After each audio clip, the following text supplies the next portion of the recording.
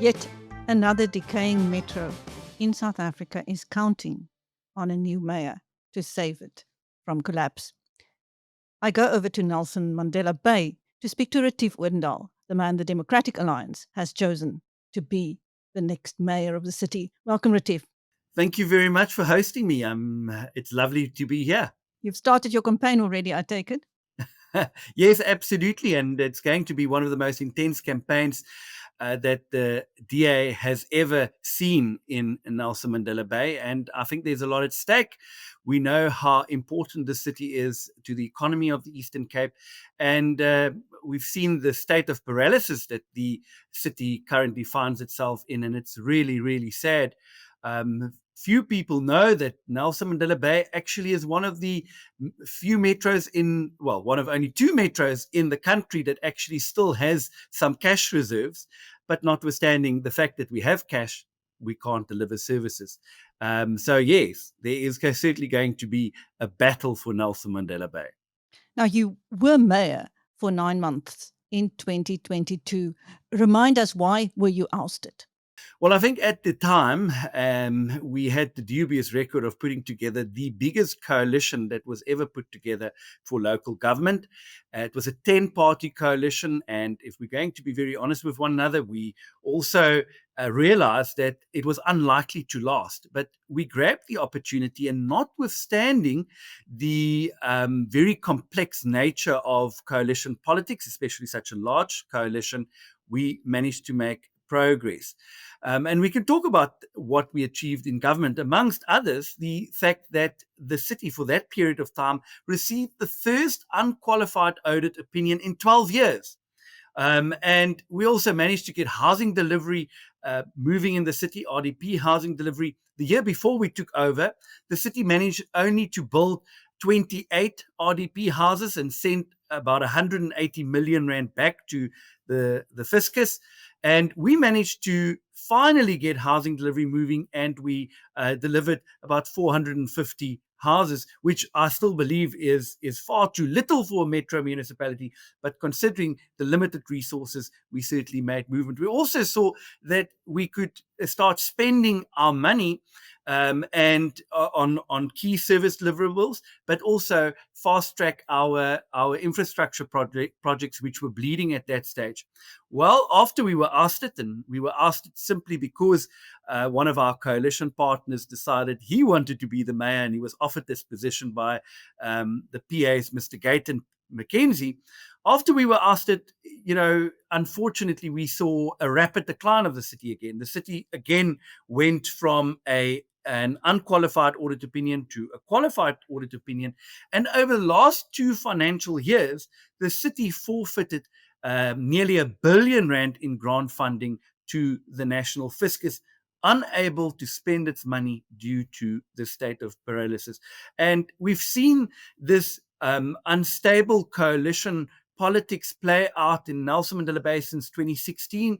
There has been 8 coalition governments since 2016, with no less than 8 mayors, and sadly, this instability has led to the chaos that we've seen in the municipality, and obviously the knock-on effect on service delivery, being unable to deliver basic services, notwithstanding the fact that it's a 22 billion rand institution. How many mayors has the city had since 2000? The city has had, I'm speaking under correction, has had 12 mayors since 2009, which meant that it had 13 mayors since 2000. Yes, if I use 2009 as sort of like the date that of reference, because since 2009 there's been a lot of instability in Nelson Mandela Bay Council. So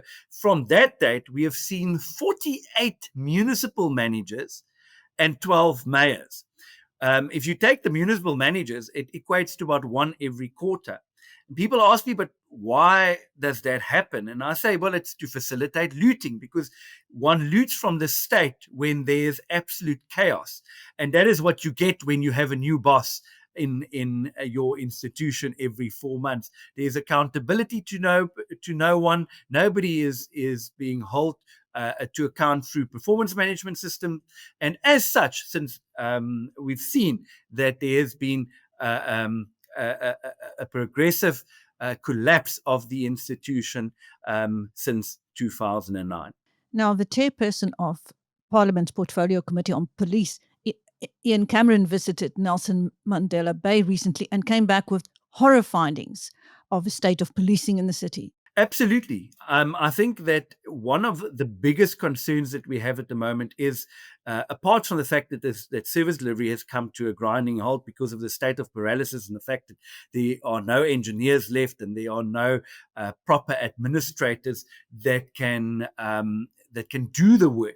We have seen how Nelson Mandela Bay, which used to be a relatively safe city, has seen this absolute explosion of crime over the last couple of years, with some of the police stations in Nelson Mandela Bay recording the worst statistics for murder, rape, and serious crime.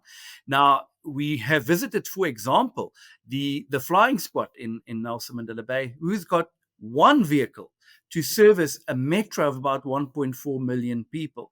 It is absolutely absolutely ridiculous to think that, notwithstanding the fact that there is manpower, there is not the vehicles needed in order to assist men and women in blue to actually have their boots on the ground. And it's one of the complaints that we normally have.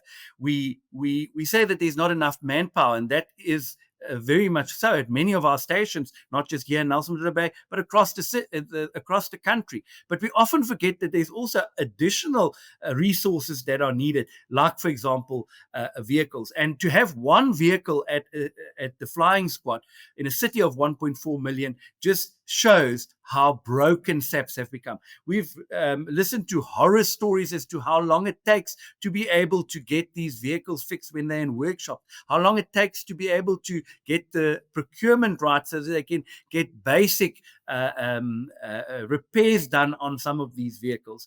And it really, really is exacerbating our crime situation in Nelson Mandela Bay.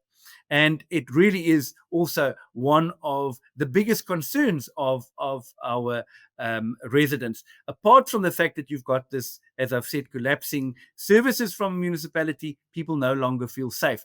And sadly, our municipality has also not been able to assist SAPs in providing them with whatever support they could be supporting them with. One example is the fact that there is no proper CCTV camera system in place. We used to have a joint operations center with an extensive CCTV camera network that allowed SAPs to, in real time, see footage of crime happening. Well, all of that has been vandalized, and more than 300 million rands worth of CCTV networks have been destroyed. We've also seen how the city previously have introduced technology, early warning technology like Shot Spotter, which in real time gave the police a notification of where shots were fired in especially gang-ridden areas of the city like Helenvale. And we've just seen the city stopping the subscription, thereby not continuing with it and leaving those communities vulnerable, and again, not being able to support SAPs. So what is happening to SAPs, I think, is really, really sad. But because we've got a dysfunctional municipality, it's exacerbating the situation. Retief, whose party or parties would you blame for the decay in the city? Well, I think, first of all, one needs to realize that we've got a stability issue. And the coalitions that we've had in Nelson Mandela Bay have shown that it was unable to bring that stability to much needed stability to NMB Council. And that really, really is sad. Politicians couldn't put aside their own petty differences and couldn't work together in order to try and get Nelson Mandela Bay working again. And very often we see that it is because of the self-service of and self-interest of our politicians that they collapse coalitions that have worked, because some of our coalitions have made progress. I've just mentioned how our coalition, amidst a very complicated coalition scenario, made progress for the city. The reality, however, is that that coalition chaos and instability has allowed the city to be hijacked by criminal networks, and I think it's best orchestrated by the fact that the city also has the dubious record of having the most irregular expenditure of any other municipality on its annual financial statements. It represents 28 billion rand, it's billion with a B, in irregular expenditure, and every cent of that was funding spent and budget spent in contradiction of our supply chain policy and MFMA regulations. And that is the sad story of decline that is Nelson Mandela Bay. Yeah, we now sit with a city that have got more than 10,000 streetlights that's not working.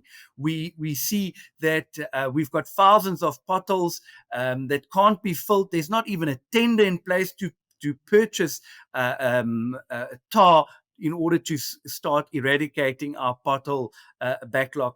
And all of this because of the instability that we've seen in council, which have not allowed us to fill the vacancies for senior administrators and also a key important positions such as engineers. On that score, we've seen how 7 of the 10 executive director positions have been vacant for the past 2 years. So there's, in essence, nobody to lead these departments. And then, of course, our very own city manager. The city manager has been suspended for 2 years, and she's been earning 250,000 rand a month, and she hasn't done anything to earn that money. She, of course, is facing very serious charges, criminal charges, and that case is before the criminal court at the moment. But sadly, the city has been unable to deal with the disciplinary process against her. So that is the tale of Nelson Mandela Bay. And, it's led to a collapse of services. When a journalist phoned me yesterday, she spoke to me about the cash reserves that the municipality has. And she was absolutely flabbergasted when I told her that there's still 3.5 billion rand in cash reserves within the city, and that we haven't got any long-term debt, or relatively no long-term debt on our books. And she said, but how is it possible that when you've got money, you're one of the few municipalities that actually have got money, that you can't deliver service? And I said, well, it's very clear. It was broken by design, and also good officials were chased out of the city, and there is nobody left to do the work. There's not a single engineer left in the electricity department, but our electricity department is running at a 1.3 billion rand loss a year. Is there any wonder that a broken department can't make progress when there's nobody to lead it? You need engineers, you need artisans, you need plumbers in order to be able to provide service delivery to communities. And I'll maybe just say this tongue in cheek. I always say to the public, whenever a politician is going to stand in front of you and promise you better service delivery, laugh at him or her and say, no politician can give you better service delivery. What politicians can do is they can fix municipal administrations or government administrations to be able to facilitate and create an environment in where it's conducive to officials to work properly and be able to improve service delivery. But that is the most important aspect. What is your plan to fix the municipality in order that at the end of the day, there's better service delivery to our residents on the ground? Robertson, a small town in the middle of nowhere where a wine farmer claims to have sold a Volkswagen up to We Buy Cars. A farmer. What car did you really sell them? A VW. Right here in Robertson. Small town, but we know about We Buy Cars. Yeah, but what's a farmer doing with a VW up? It was just a runaround. Cool cover story. And I see you traded it in for this, like a double cab Renault. Were they all out of ranges? We Buy Cars, the easiest way to sell your car by far.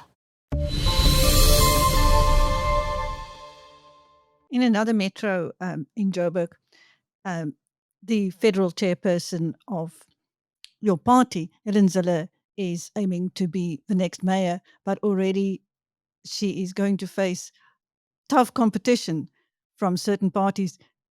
Who are going to be your biggest competitors? Well, look, I want to make it very clear. Nelson Mandela Bay, which is probably the metro that enjoys the most support for the Democratic Alliance outside of the city of Cape Town in a metro, we are going to campaign very hard for a majority government, and it's absolutely possible. I think that we've seen that people have over the years become complacent. They didn't believe that the DA could win Nelson Mandela Bay.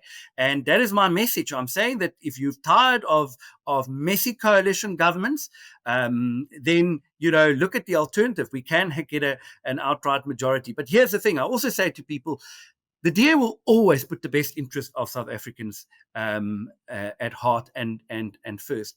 And therefore, we will work with we will play with the cards the hand you deal us.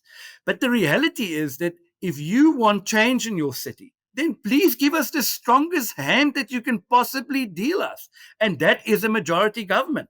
Because we've seen that the moment that the DA does not have a majority, that there are always parties looking to undermine the work that has been done and to try and destabilize those coalitions, very often with promises of a better deal, of access to patronage, of promising more seats on the mayoral committee. And nowhere ever is it a discussion of what is in the interest of the city, what is in the interest of the municipality. We've in the past been accused as the DA that we don't support motions of no confidence against the current administration, ANC EFF administration that we have here in Nelson Mandela Bay. And then our response is very clear. We often say, why would we try and even support a motion of no confidence if we haven't put a coalition together? Because you just add to the chaos that's there, the instability that's there. Every time there's a motion of no confidence, which gets raised so often by politicians these days in these hung councils, it causes further instability. And ours is taking a responsible view to say that even when we are not in government, we must do absolutely everything in our ability to ensure that we assist in trying to stabilize these councils, something which we take very seriously here in Nelson Mandela Bay, but also elsewhere. So what is your vision for Nelson Mandela Bay? Well, I think, first of all, I want to take you back a little bit. Nelson Mandela Bay has always been an industrial city, and we have had very good developed infrastructure. We're a true port city. We've got the deep water harbour at Kucha, and then we also have the port of Gqeberha, of Port Elizabeth, and we've got well-developed infrastructure. Our economy quite heavily relies on the motor manufacturing industry and associated manufacturing industry.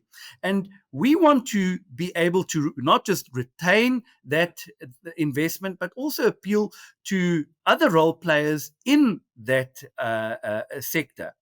And therefore, a key attribute will be to ensure that we invest in upgrading our infrastructure, something which we've got the ability to do. I've just said how the city has got no long-term debt on its books, how we still have some cash reserves, and we will use that to our advantage to invest in infrastructure so that we can have better infrastructure when other municipalities, and especially other metro municipalities up country, unfortunately don't necessarily have the ability to invest in large-scale infrastructure upgrades. So that will certainly assist in attracting new infrastructure and also assist in keeping local investors here, but also looking at how responsive we are to investment. The city, unfortunately, is so caught up in red tape. I get phone calls from developers almost on a weekly basis. Just last week, somebody came to see me that have been struggling to get a 750 million rand investment going in the city for the past 2 years. The town planning amendments take a long time. We see how three-phase electricity connections sometimes take 4 or 5 months. Now imagine this: you build a warehouse and you complete that warehouse, but you wait for 4 or 5 months in order to get a three-phase electricity connection by the municipality, or else you purchase a piece of land because you want to develop. You perhaps have an anchor tenant waiting in the seams to be able to start business, but it takes you 2.5 years to get that town planning amendment through. By that time, your anchor tenant is long gone, and some of our developers, unfortunately, faces financial ruin. I had quite a big property developer tell me the other day that they will not invest another cent in Nelson Mandela Bay until there is a responsible government in place in Nelson Mandela Bay. He didn't say a DA government. He said a responsible government. And I think that that's also something that we have to bear in mind. People in South Africa want responsible leaders. They want responsible governments. Yes, and I believe that the DA has got the track record and has shown that how we can make a demonstrable difference in a short space of time. But our businesses and residents are just so I don't think there's a better word to say, and excuse me for this, but they are so full of the bickering and the fighting of politicians. They want people to start working together for the interests of the city. And that's what we want to do here in Nelson Mandela Bay. We want to bring the stability back. Another key aspect of my vision for the city is to ensure that we are more responsive towards the tourist industry as well. We have been an industrial city, as I've explained to you, over the last couple of years, and we will only reclaim that status if we've got sound infrastructure and we can provide reliable water and sanitation, electrical infrastructure, and a good road network for a business. But we also have the ability to attract the more role players in the tourism industry and a lot of visitors to Nelson Mandela Bay. If we're going to be frank with one another, some of our competitor metros are very expensive to visit. Nelson Mandela Bay is cheap. We've got 40 kilometers of unspoiled beaches, 300 days of sunshine, a very, very wonderful climate, and it's a nice place to visit with very, very friendly people. But sadly, the city invests almost no money at all in marketing our city as a destination city for especially local visitors. And I think that it's well placed to do just that. And then, it is very important ultimately for any politician to fix the service delivery. And I've mentioned already that, to whoever wants to listen to me, that it's not rocket science to run a municipality.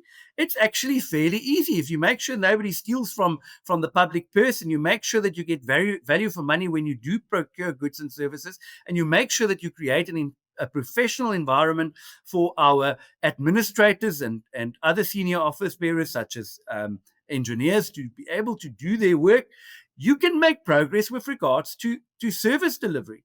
And that is key to what we want to achieve in Nelson Mandela Bay. It is absolutely ridiculous to think that in a city with one of the highest unemployment rates, government sends back R1 billion in unspent grant funding in a city where you can spend that R1 billion just about in any community, because we are in serious need of not just building new infrastructure, but also refurbishing existing infrastructure. There's a lot that's been said about Johannesburg. Johannesburg, for example, is the cautionary tale which each and every municipality must take notice of. In Johannesburg, which has got the biggest budget of all municipalities in South Africa, we've seen that because they have not have proper maintenance and repairs programs in place, that eventually your infrastructure collapse. And then you have a situation where hundreds of thousands of people sit without water simply because the infrastructure no longer can function properly. Nelson Mandela Bay, I believe, is the next best thing. We are really one of the few municipalities that are able to turn our infrastructure around. And by the way, our infrastructure is not nearly as decrepit as in some other municipalities, but we still have this ability to turn it around. However, that window period is fast closing because with the mismanagement that we've seen, such as the fact that our electricity department is running at a 1.3 billion rand, it will erode our financial sustainability and make it more difficult for us to turn the city around. And perhaps my final words that I'll say on this is that it's a lekker place to live. You know, we've got such an amazing climate, which I've already mentioned. We've got good schools. We're still a 20-minute city. I laugh at my colleagues and my friends that sit in traffic for an hour a day traveling to work, or an hour a day traveling back from work. By that time, I could go and fetch my dogs and we enjoy a lovely walk on the beach.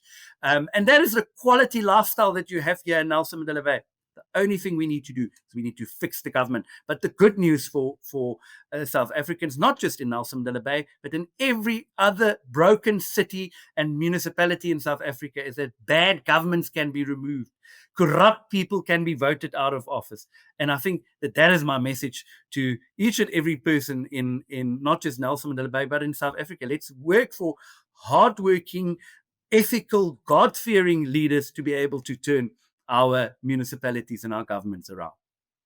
Thank you. That was Retief Odendaal, the man chosen by the Democratic Alliance to unbreak Nelson Mandela Bay. Thank you, Retief. Thank you very much.